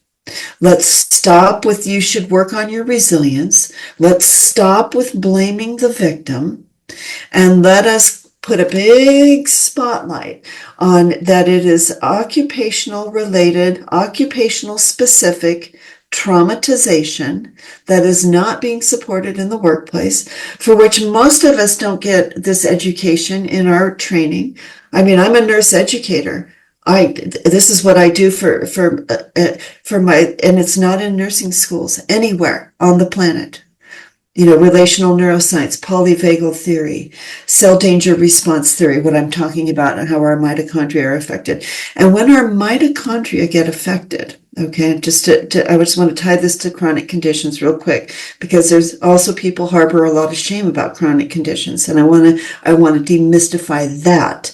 If you are among those who are experiencing a chronic condition and you think there is some defect, hear this, please. That when our mitochondria get overwhelmed, such is the case for most of us in the helping professions, because it's not just occupational stress that we're not managing effectively, it's trauma exposure and traumatization that is not being supported. And we aren't being facilitated in our healing, and we don't have the resources that we need. So what happens over time is that our mitochondria, the little subcellular organelles that create all the energy that we use to live every part of our life, all right? What happens, and this is Dr. Robert Naviaux's cell danger response theory for anyone who wants to do some extra reading. It's kind of heavy sciencey, but I'm bringing it to you as in plain language terms. What happens is that the mitochondria, they get rigid. All right, you know, so they can't produce the energy that they ordinarily would. Now, mind you, we're still having all the trauma exposure. It's still all red alert, red alert, red alert. We got to shut this person down because we can't keep up. And if that persists, then those mitochondria first get rigid, and then they get dysfunctional. And when it gets to this sort of dysfunctional, they can't do their job, then that leads to a whole host of metabolic and also mitochondrial dysfunction related chronic conditions. And so if you have done everything for whatever chronic condition that you might be experiencing, I am inviting you to please consider if there is a trauma component that is underlying it all. Because if we can identify that and start to liberate what's stuck in our bodies, right? What got shoved in there. I mean, I'm 63, I got a hole, but a lot of it has come up, right? But then we start doing that, and then we start doing our self-care starting with those 3 A's I talked about, and then the fourth step of my process is B for balance, and that's all the traditional self-care things. We know we need to be healthy and well in all dimensions of life, so that's general balance in our overall wellness. That's where the traditional self-care comes in, and then see what happens with you. I'm not offering medical advice. I'm offering perspective for conversations that can be had with your healthcare team, and looking at it, because most healthcare professionals are not trauma informed in these ways. It's not in our curricula. I had to go out of my discipline and over into relational neuroscience and neurophysiology, and bring it back and put it into the helping professions. And so please consider unintegrated trauma. Start there as part of your self-nurturing. I don't use the term self-care in my book. I don't use the term resilience in my book. People feel gaslit by them, and understandably so. And so I say nourish and nurture yourself and your nervous system. Start there. Come to my academy, buy my book, or find other resources. They are out there, whatever resonates with you. But I invite you to start there and start working with the most primal systems and cellular structures. Look at your autonomic nervous system, your vagus nerve, your threat detector, so taking that approach, and then supporting your mitochondria in the way that they need to be, and then be curious about how that may change, that may move the needle in towards optimized healing, right? All again in conjunction with all the good things you're already doing, right? Including working with your healthcare team. So. You're listening to the Inquisitive Wren podcast, the show that brings you philosophical ponderings of your life from a bird's eye view. Now, here's your host, Sha.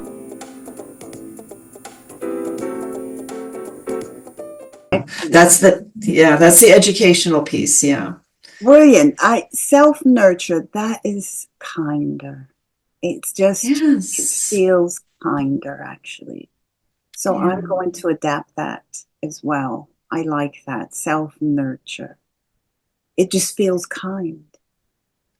Yeah. So yes. And then, yes. There's just so much in that. And I know listeners, you'll be taking notes. Yeah, I hope you are. But you can listen again. You can hear it again. Just play it over.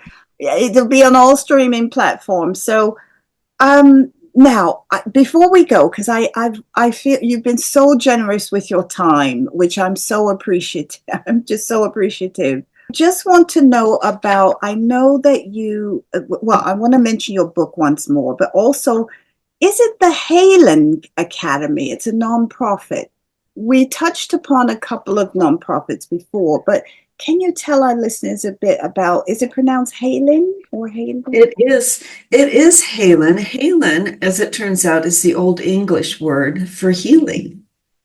And so it just landed in my healer's heart with such reverence, that word. Like Halen, it was like a very big, it just landed.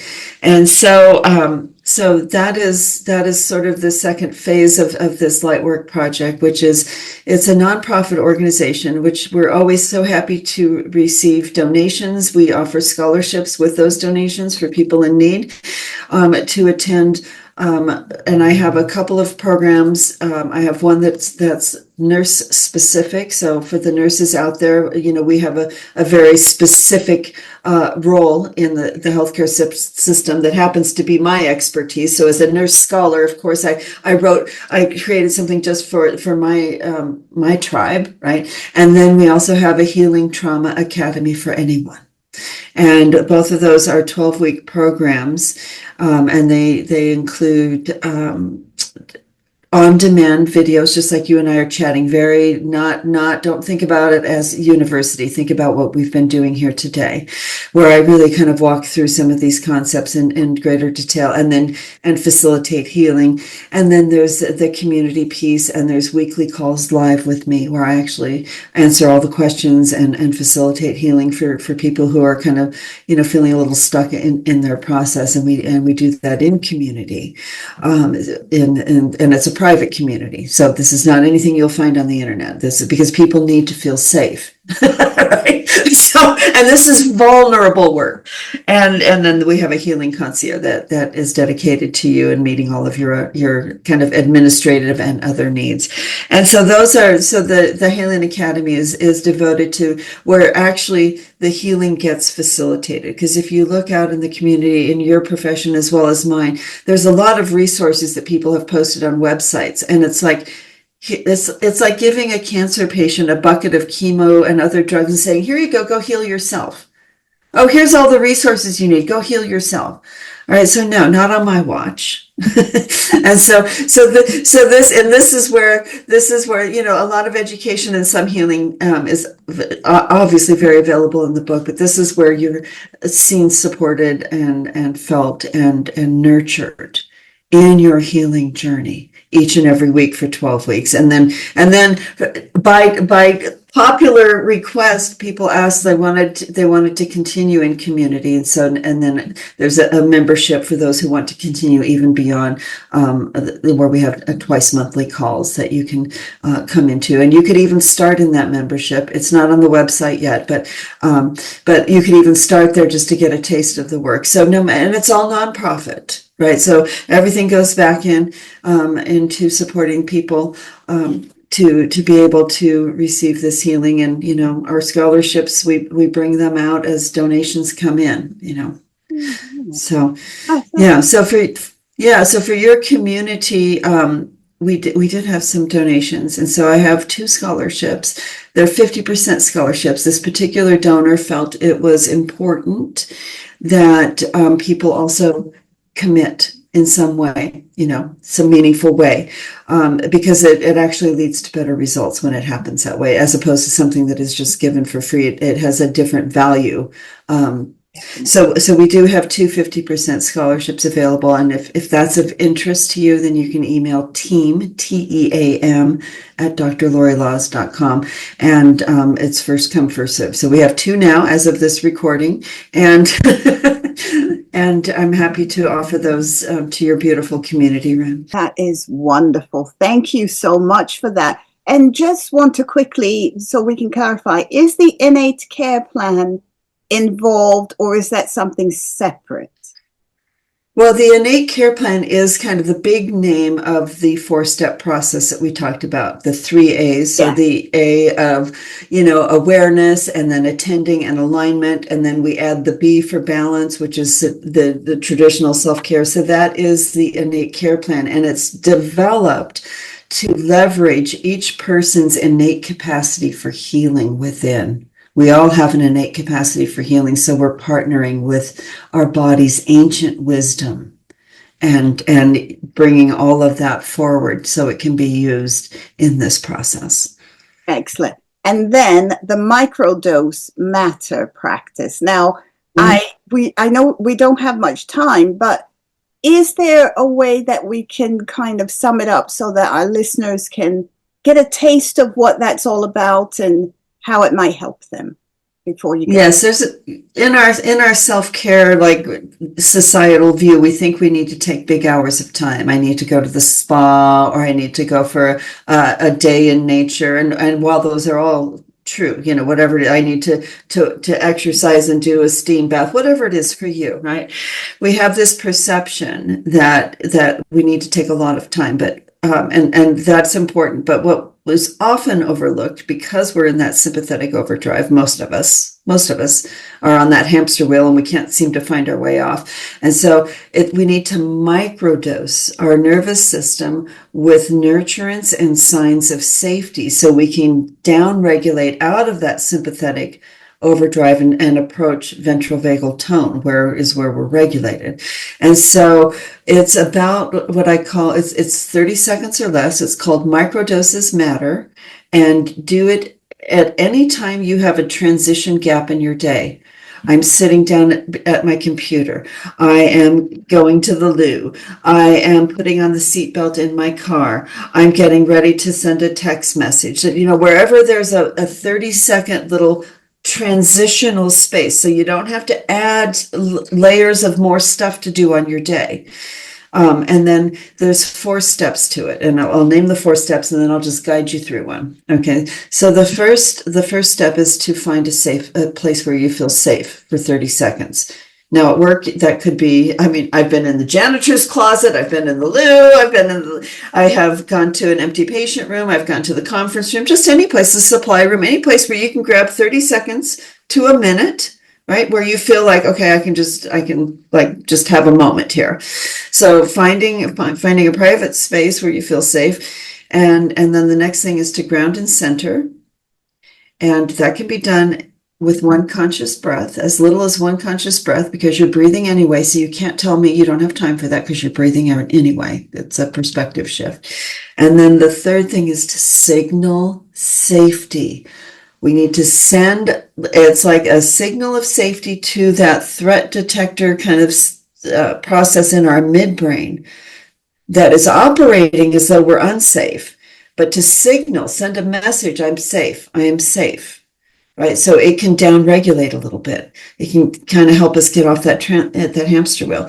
And then the 4th step is healer's heart.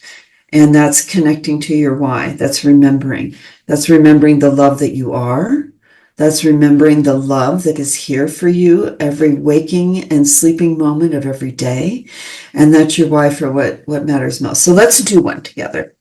Okay, so let's kind of check your surroundings, and if you feel, if you're in a public space, maybe pause the video here and until you're in a kind of a place where you can do this, or you just kind of do it in your mind's eye with us, and then know you can do it when you get to a private space.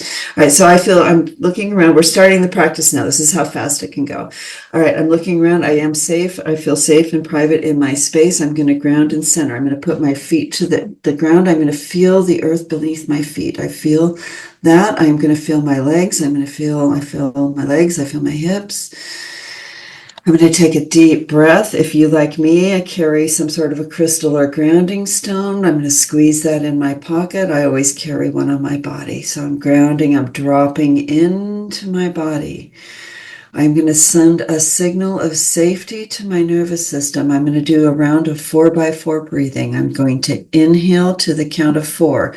Inhale, 2, 3, 4.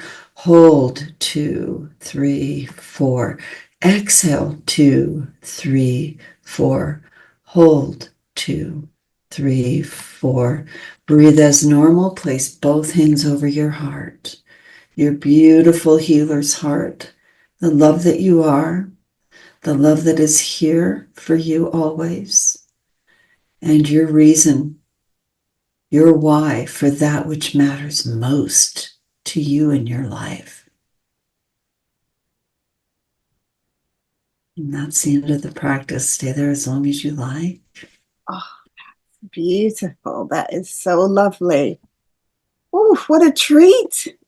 And it took seconds, really. Well, maybe a couple of minutes, but yeah. Well, once you learn it, it can be done in under 30 seconds. Yes. Yeah. And so it's demystifying that I need to take a big self-care break. No, I need a microdose, and I need it now. My system needs to be microdosed. I mean, ideally once an hour.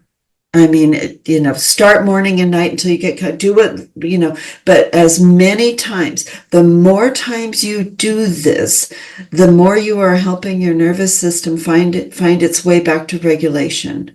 The more you are helping those mitochondria that are struggling to keep up with the energy that is being required. And so it's so simple. It's so simple, but it's something that anybody can do in under 30 seconds, virtually anywhere. So I'm hoping that's, that effective. Yeah. Dr. Lorre Laws, I mean, I cannot thank you enough. This has been incredible. Guys, the book, there'll be a link, Nursing Our Healer's Heart, a recovery guide for nurse trauma and burnout. And I love that section about burnout, the way you explained it. Imagine, though, going into work with all of this undiagnosed, unidentified trauma that sat there for 40, 50 years, and then you're being bullied. So imagine what that will do to the mind, the body. There's a trauma upon trauma upon trauma upon trauma. And if you work in emergency services, or if you work in the ambulance services, or even in the police force, that could still be a scenario for you. So it's incredible how it's not treated. But, you know, I know that we all took so much away from your kind words, but also your informative and, I would say, guided words as well, because certainly your work is guided from a higher source, because it just comes across in a different way. You're a doctor, but you know, as a scholar, it's not just about words. As a scholar, you have energy to your words, and they landed with me today, and I'm sure they landed with our listeners as well. So thank you so much. Thank you for all the work you do, and for hearing your calling, and for helping to heal this world. Thank you so much. It's just been my pleasure, my great pleasure to be here. And when I get to your side of the pond, I'm going to look you up for lunch. Please do, yes. So I could come to you before. Yes. On a trip soon. So, okay. Thank you so much.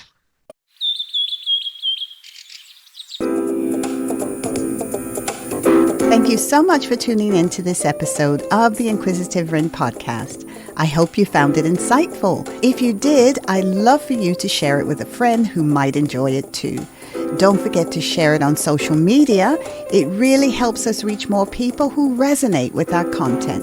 If you haven't already, make sure to follow the show. It's the best way to stay connected and help our Inquisitive Rin community grow. I'd also love to hear from you. Leave a rating and a review to let me know your thoughts, and be sure to follow so you never miss the latest episodes or behind the scenes content from the Inquisitive Rin. Thanks again, and as always, stay curious.